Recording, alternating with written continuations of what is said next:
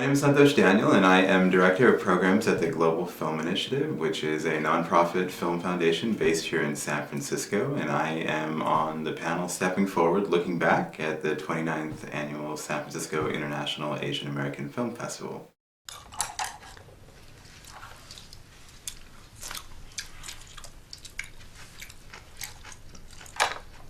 할아버지, 오늘에 가빈에서 얻어준 사람을 셋이나 발견했답니다. 야, 알았어. 그만하오.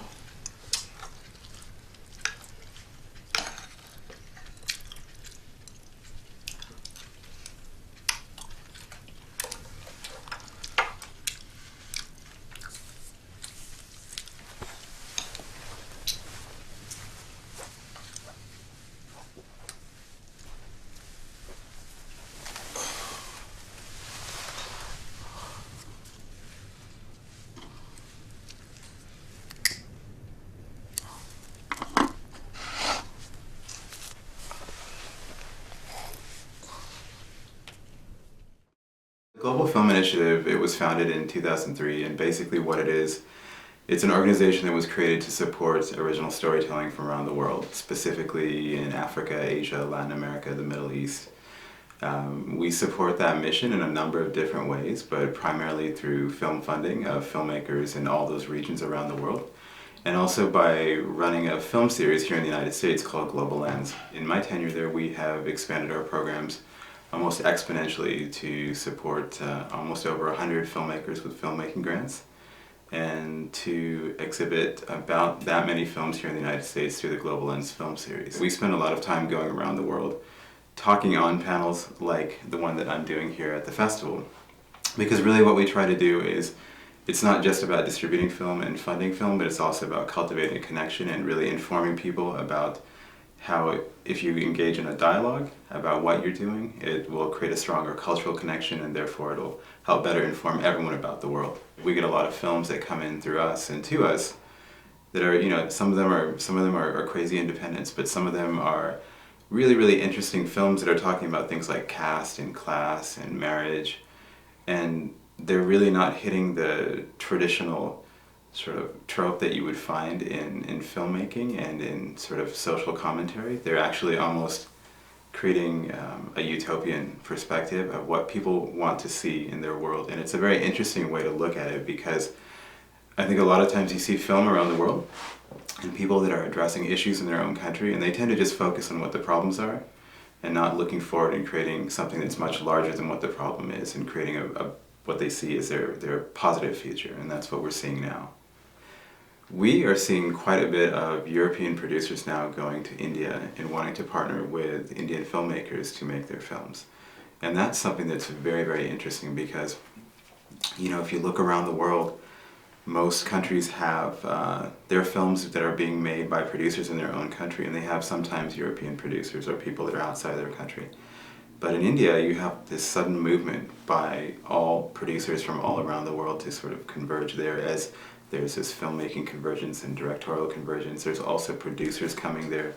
Everybody's coming from all different parts of the world to come together to change what the industry is out there. I think eventually there's this movement toward realism. I think there's so many trends now where people are trying to do very, very realistic, hard-hitting films, and moving away from these, what some people would call, the garishness of Bollywood, the dance sequences, and the over-stylized fighting and all that. There's people that are really moving toward that realistic perspective, and trying to portray that in film. And I think we're seeing that across all fronts in independent film too. The Indian industry is strong enough now to where eventually it's drawing itself away from getting, feeling like it has to compete with the United States or other industries to say, well, are we doing exactly what they're doing? Are we good enough with them? I don't think that that's going to be something in the future that anybody's really going to think about or worry about. It's pretty hard to break into any industry in general, but sometimes the best places when you want to start making a film are the small industry spaces. And I think that's been largely ignored. People go to Sundance and people go to, you know, American Film Market, and they try to find somebody who can help fund their films. And they tend to ignore places like Miami International, which is a big festival, but they tend to ignore that kind of festival. Or they tend to not think about going to a place like Telluride, which in fact, those places, I can't say exactly who they are, but I have friends that actually went to both of those festivals, and they met the producers for their films. They told somebody there that they were making a film, and they pitched somebody on it, and they were able to get their film made. The other thing I would say is that there's a lot going on outside of the United States right now in terms of funding and in terms of producers. And I would really, really encourage people to look outside of the United States. Not saying in any way being unpatriotic or any, you know, but there are probably more people that are more accessible around the world for making a film than there are here in the United States, because it is a very competitive industry. Every year throughout the year I travel, you know, almost up to 3 months out of the year, and I'm at major festivals and major industry markets, and we constantly have people that are talking to us and saying, do you know of any filmmakers or anybody that's making a film in the United States that is going to be shot in India, or it's going to be shot in South Asia? Do you know anybody that wants to shoot a film in Kashmir or Sri Lanka, or anybody who's brave enough to go and try to shoot a film in Nepal? We hear that all the time, but nobody here really knows that. And so one of the things I would probably encourage, if you're really going to get started, is to really look outside of the borders here. If you're going to talk about being South Asian and making film in the South Asian, you know, arena, then look at that arena as being global, because I think you get more value that way.